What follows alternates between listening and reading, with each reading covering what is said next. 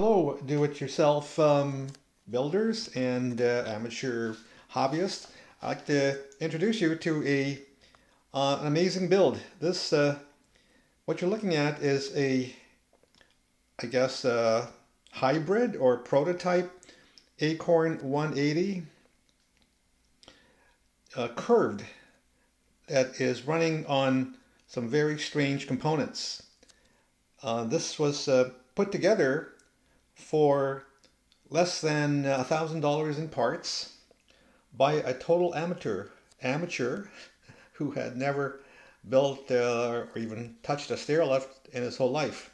So I helped him put together the final puzzles or fit the final puzzles in this Acorn 180 curved model prototype hybrid. It's got parts that are not, according to the installation manual, not supposed to be there. And if you're familiar with the 180, you know what you're looking at, stuff that is not on the books or on the installation or parts list. And I'm going to give you some further explanation. Anyway, this is Rob in Vancouver. Rob's Repairs at 604-512-9567. So this fellow put together a four bend. There's four bends in his stair lift for about $1,000 Canadian, which is selling something like this would be around $30,000 if it was put together from, or, by the manufacturer. But he did it all himself with help from an engineer friend who, and he did not have any software he didn't use any 3D CAD software. He just fitted in manually, like a old school style. So, and it is working. So he just needed some help, and I have helped him with the electronics and the final puzzling pieces, because even I had never seen any Acorn 180 T565 like this before, because it is not an official. It doesn't look like any official Acorn 180 or 80, either any of the 180 variants. So here's what he has.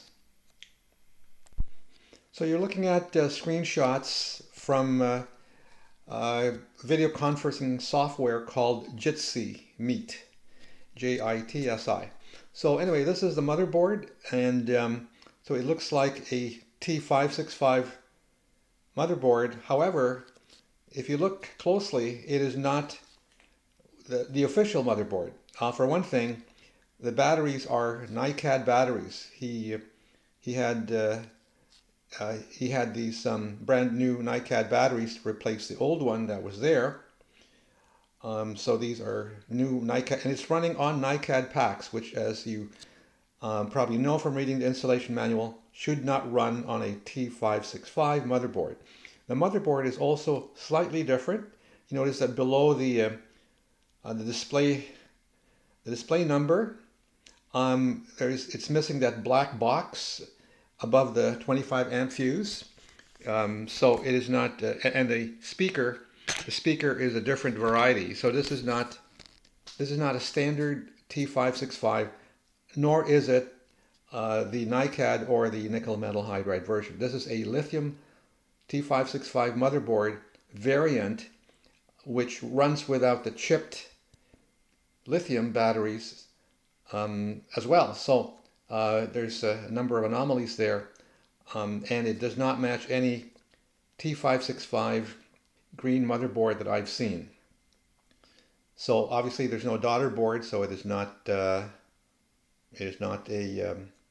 Acorn 180 of the nickel metal hydride or nickel or the NiCad variety. So that was the first thing, is that it was running to a point. It would get off the and also next problem was the display symbols were not on the books. Take a look at this. So if you look at these displays, you'll see that they don't match anything on the error codes. So I had to figure out why this had happened, and we found out what it was that was causing this.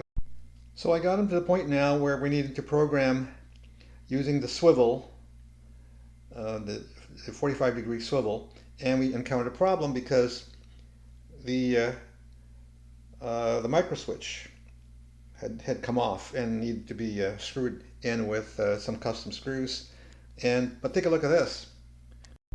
The standard T565 and the standard non-T565 Acorn 180s have a pull-up straight seat. Now this one refused to budge because if you take a look at the seat post, the seat post is not smooth. There is a retaining special type of Allen screw keeping the seat from coming off, and so we had to determine why is this thing not pulling up like the manual says for the Acorn 180. And okay, so you'll see there's a problem with the micro switch, and it had to be glued and screwed down because the plastic part had broken off, and the two screws that hold it down were missing in action. So that I was able to help him do all of this remotely. He's in Calgary and I'm in Vancouver, Canada. So yeah, it worked quite well. This is not the first time I've helped people using remote conferencing conference devices. So that this one was another puzzle that was very interesting. So if you like Sherlock Holmes type of work, this is this is enjoyable. Another entertaining puzzle was after fixing the micro switch underneath the seat post. You can see that the seat would no longer sit low as it was. You can see that the cam no longer goes down far enough into the slots, the cam slots on the plate, positioning plate. Okay, so now on the books, this post is supposed to be fixed and non-movable, but we found out that again, this model is some kind of strange variant that does not follow the installation manual of the standard 180 or the T565 variety. So this is what we had to repair. You can see the seat micro switch. It had a minor issue with the height of that yellow electrical cord. It's very minor, but yeah, it had to be fixed. And so now finally I figured out why those screwy non-existing error codes were showing up, and we finally got to the normal display symbols and like the U1. So when we got into the U1 part, then everything was relatively smooth. So there's the official symbol that you recognize, the H. So it was all fairly smooth sailing once that display issue was solved. So those are the mysteries of that we solved in this build. It's a amateur build. Guy saved himself some $24,000 Canadian so far, and yeah. So that's today's repair diary. This is Rob from Rob's Repairs, 604-512-9567. Oh, wait 1 minute. I forgot to explain what these were. These are the lithium packs that he was given. He was given, actually, he was gifted one, or free, free, free to take away. Um, he got one of the two T565s, and there was just a random two battery packs and the parts as well. And this looks like an official Acorn T565 battery pack with a chip inside, but there was no official power supply. He did not get the official T565 power supply.